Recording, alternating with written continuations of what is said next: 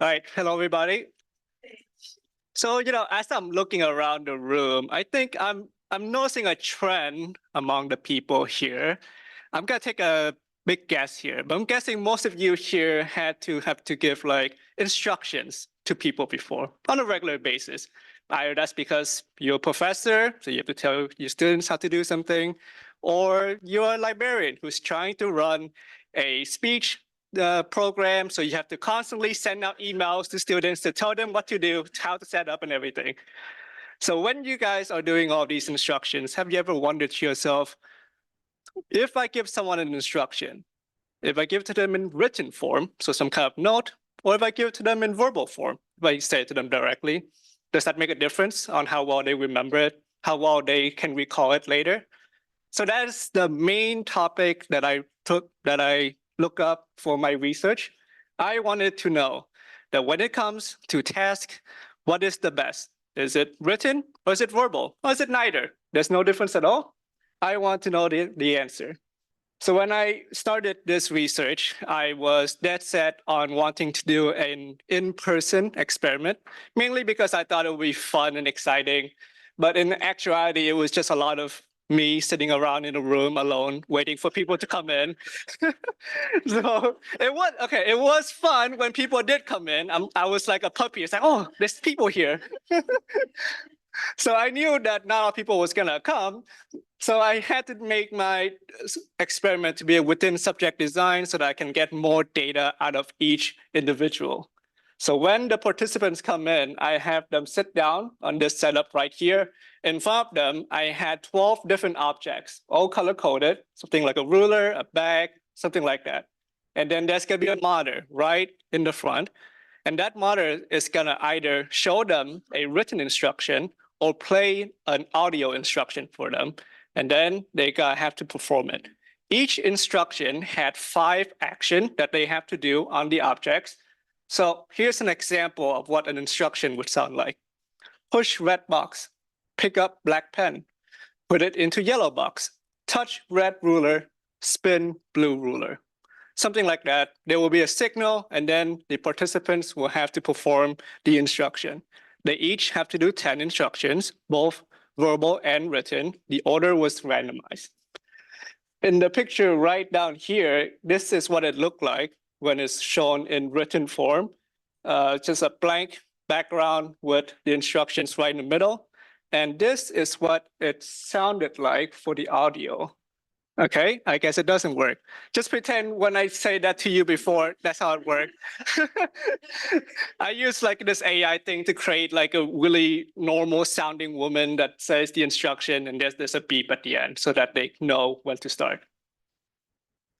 Continuing with the method, this is just another picture of the setup. I sit at the very end when I was administering the experiment. I promise you there was not a empty tea bottle when the experiment was going on. Behind me was the camera. So I had to set up a camera so that I can rewatch the participants so that I can accurately score them. Every action had, if every action you perform correctly in the correct order, because instructions, order does matter. If you tell someone, cut the wire after you press the button, like people might most likely will mess up the order. So ordering does matter. So you have to get the right order and the right action, and you get 1 point per correct action. The main thing I'm measuring here is going to be the average score for each types of instruction. So verbal instructions and written instructions so that I can compare them. In the end, I also surveyed the participants because I want to know how much effort was put into when they did the experiment. Now, you teachers out here will probably understand this, but when someone needs to put in a good amount of effort and pay attention to the information that's presented to them so that they can actually remember it. If they don't put in the right amount of effort, they're not going to be able to remember it. So I excluded every participant that showed a lower amount of effort. I also surveyed them on how they felt about each instruction type, because I was hypothesizing that if you like verbal instructions more, you might perform better on it, or vice versa. I wanted to know if there was a relationship there. These are just my hypotheses. I kind of went over them already. there's gonna be a big difference, I hope. And there's gonna be a positive correlation between how you feel about an instruction and how well you perform when you're given it. Okay, for the results, I have to be very, very, very serious here. This is not conclusive whatsoever because of a very large, severe limitation within my experiment. I only got 7 people. Oh, no. Sad, yes. The lonely times were very lonely. And 2 of them I had to exclude because they showed lower effort, like I talked about. So even with a within subject design that's made for lower participant count, I think 5 people still reach. I think most people can agree with that. Nevertheless, I still did my data analysis while, a tear went down my eye. And happily, when I did the paired sample t-test comparing the 2 average score, there was a significant difference. Verbal instructions came out ahead when it came to this exercise. When a participant was given verbal instructions, they were able to recall those instructions better on average. So you can do whatever you want with that information. As for the correlation, there was indeed a positive correlation between written instructions and how they perform on it, but there was actually no correlation at all when it comes to verbal instructions. And when I compared the survey results on how positively the participants felt about the instructions, they really liked the verbal instructions, regardless of how well they did on it. They could have done worse on the verbal instructions, and they still liked it more. So people just kind of like verbal instructions more, or specifically just that group. Now, I am sad I only got 7 people, but I am glad that I passed the test. I mean, passed the class. Even with only 7 participants.